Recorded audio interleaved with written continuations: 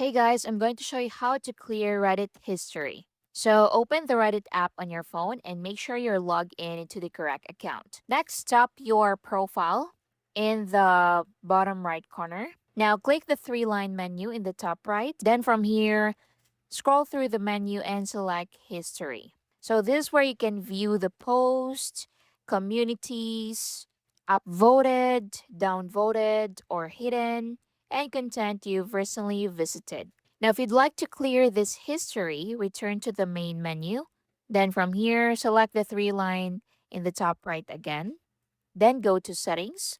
Then scroll down until you find clear local history option. Select that. Then confirm your choice when prompted. Click on OK. And as you can see, local history is now cleared. So Reddit will immediately remove your local stored viewing history from the app. And after clearing your history, you can go back to history section, then confirm if your recently viewed items are no longer displayed.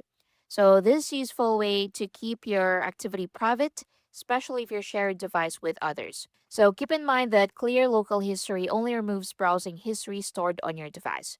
It does not delete your Reddit posts, comments, upvotes, save posts, or other account activity.